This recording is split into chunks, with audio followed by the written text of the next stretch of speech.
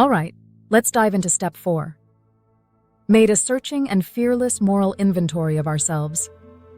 Now, I know that sounds intense, and honestly, it is, but it's also one of the most transformative steps we can take.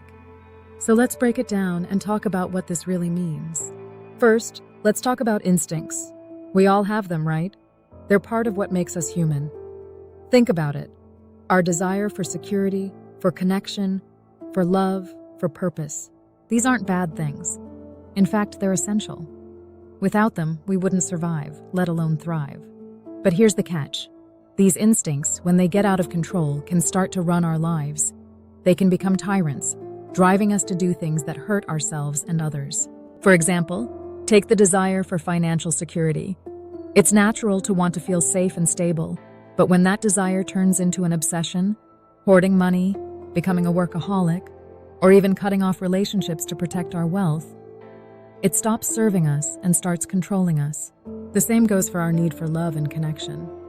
It's beautiful to want closeness, but when it turns into dependency or manipulation, it creates chaos instead of connection. And let's be real, this isn't just about alcoholics. This is about all of us.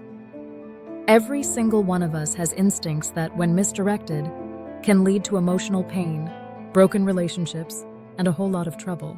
That's why step 4 is so important. It's about taking a hard, honest look at ourselves, our desires, our actions, and the ways we've let those instincts run wild. It's about identifying where we've gone off track so we can start to correct it. Now, I'm not gonna lie, this isn't easy. It's uncomfortable, it's painful, it's humbling. But here's the thing. Without this kind of self-reflection, we can't grow. We can't find true peace or sobriety. We'll just keep repeating the same patterns, the same mistakes, over and over again. So, how do we do this? How do we take this fearless moral inventory? Well, it starts with asking ourselves some tough questions. For example, in relationships, have I been selfish? Have I hurt others in my pursuit of love or connection? Have I been controlling or overly dependent?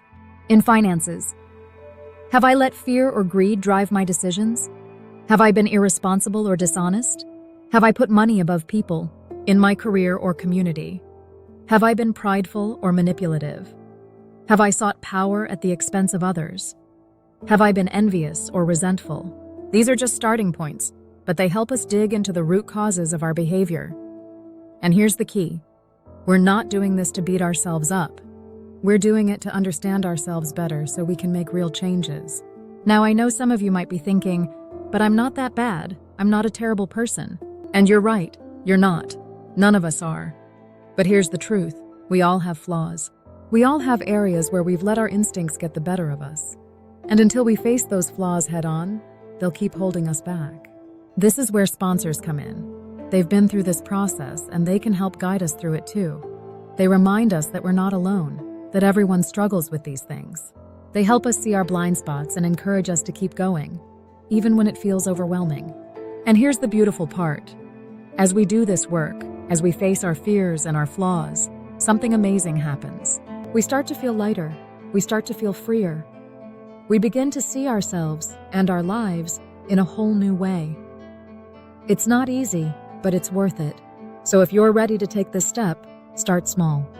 Write down your thoughts. Ask yourself those tough questions. Be honest, but also be kind to yourself. Remember, this isn't about shame. It's about growth. It's about becoming the person you were meant to be. And if you're feeling stuck, that's okay. Reach out. Talk to someone. You don't have to do this alone.